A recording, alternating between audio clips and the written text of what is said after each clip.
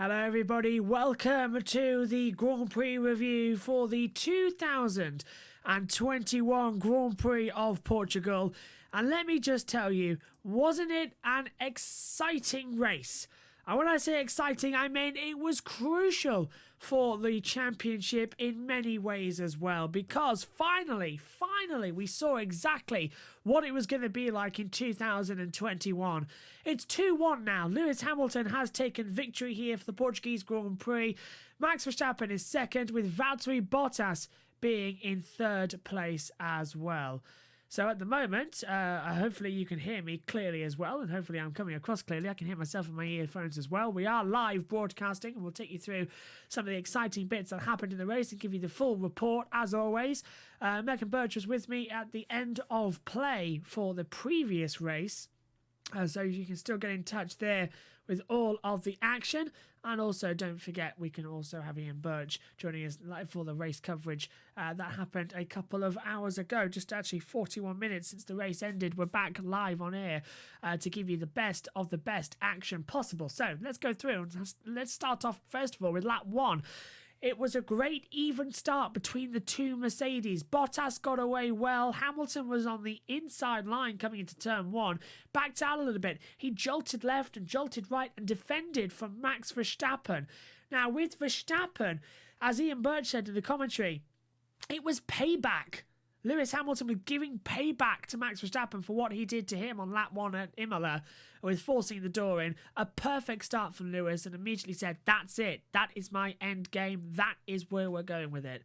Fantastic. And then, of course, it was even worse coming back, because at the end of the first lap, Kimi Raikkonen, the only retirement from that race, by the way, Raikkonen down the start-finish straight, pulled to the inside just too late and clipped the front right wheel and end plate to the back of his own teammate Antonio Giovinazzi's car, and sadly ended up in the gravel trap down in turn 1 with broken front suspension, broken front wing as well, unable to stop. Debris all over the start-finish straight. That brought out the safety car for 7 laps. So the safety car, for the first time I think in a while, been deployed in every single race so far this year. Bahrain, it was deployed with the Aston Martin safety car, and then definitely the Emilia-Romagna, and definitely here today. So yeah, next time out, I think in 7 days' time, I think it's the Aston Martin safety car that takes over for Spain and Monaco, I think. I know Monaco definitely will have the Aston Martin safety car. But yeah, great job today throughout as well. We saw interesting strategy as well from Sergio Perez, who finished the race down in 4th place. Sergio was a little bit more weird about it. Now, though the tyres he had on, he started the race on medium tyres, the same tyres he did qualifying 2 on. And he did 57 laps on those tyres. That's the longest ever Pirelli tyre has gone, 57 laps. Esteban Ocon at the same track here in Portugal last year did 56 laps, which beat Nico Rosberg's 53 he did at Russia back in 2014. So Portugal, a good track if you're on the medium tyres. So yeah, Perez now gets that honour of having the longest set of tyres in the Pirelli era of 57 laps he's taken on there as well. So Perez pitted and put on a 4-lap-old set of soft tyres. He ended this race down in 4th overall. Great job, though, further down the field. Fernando Alonso finishing in 8th place as well. He had a fantastic battle with Daniel Ricciardo all afternoon. They were pretty much even Stevens throughout the day. Pierre Gasly managed to get 10th. He dropped back further as well. Bad day for Sebastian Vettel. Started this race 10th, dropped back to 13th in the end. Should have been better and should have been higher. Lance Stroll 14th. No points for Aston Martin this time out. I also felt sorry for George Russell. He was complaining a lot that the car was undrivable, the tyres just weren't working with him. Started this race P11, should have got points today. The car, not up to what it was in race pace, dropped back to 16th. Schumacher and him had a battle, as well as Latifi for 16th place. Schumacher was 17th, Mazepin 18th, and then Raikkonen the only retirement. Mazepin, though, what an absolute wally. Because coming out of turn 3 at Lagos as well, cut across Sergio Perez, who at the time was leading the race. Perez turns into turn 3 and then bang, nearly made contact, literally avoiding action. Mazepin getting a 5-second time penalty for that as well. And honestly, I looked at Twitter, even though there's a social media boycott as well, people were still tweeting about Nikita Mazepin and using the hashtag Portuguese Grand Prix, and the amount of negative comments I saw. And this instance, I think there were actually deserved, because Mazepin wasn't thinking. He crashed into Perez, and he could have hurt Perez as well. Mazepin needs to wake up a little bit with that driving style. I mean, we try and give him a chance, but so far this year he's been involved in everything in every session nearly. It's a bit bad. Coincidentally enough, I said that Mazepin was actually having a good day, not making contact with anyone in the commentary. You might have remembered me saying that. And then all of a sudden we had an accident and it spoils it, and Mazepin gets a first penalty officially for him. Driver of the day, that went to Sergio Perez. Ian Birch gave it to Esteban Ocon, which I thought was reasonable out there too. But driver of the day, Sergio Perez. I can see why, led the race as well. The fastest lap, that was controversy. Now, it did get given to this guy here. Where is he? My mic's in the way.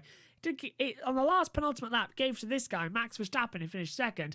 But in Parc Ferme, it was deemed that he had gone over the track limits at turn 4, so it was given to this guy, Valtteri Bottas. He got the fastest lap after changing tyre. So Bottas gets the extra bonus point as well. Verstappen doesn't and has to live for another day, being at least a point back from Hamilton now, constantly throughout the season. At the moment then, let's show you the full results from the race, because we've got it alongside here. Hamilton, Verstappen and Bottas 1, 2, 3 as you can see, but this is how they stand at the moment in the in the race results as well, and give you the full points allocated as well. Lewis Hamilton takes victory for this race. He eventually did it by 29 seconds compared to the fact that Max Verstappen for some reason decided to go for the fastest lap bonus point. If anything had happened to Hamilton on that last lap time as well, you know it, I know it, it would have been given like a Silverstone situation. If Hamilton had a puncture, it would have gifted Verstappen a win. So maybe keep it on the track, don't go for the bonus point, especially as he lost it. So a risky move there today so far, and personally I would have gone a bit differently with that going forward. Looking on down, Max Verstappen second, as I said, Valtteri Bottas third, Sergio Perez finishing in 4th place as well. Good day for him, a good strong day finally in that Red Bull, leading the majority of the race, having a good clean day is exactly what he needed. He's got used to that car now for sure, and I'm looking forward to seeing what he can do at the Spanish Grand Prix in 7 days time. Lando Norris P5, another good day for Lando, getting constant points, that's great news. Charles Leclerc P6 as well. Esteban Ocon 7th. Fernando Alonso was 8th. Danny Ricciardo 9th. And Pierre Gasly rounding out the top 10. Then we see Carlos Sainz is 11th. Antonio Giovinazzi outside the points in 12th. Vettel 13th. Lance Stroll 14th.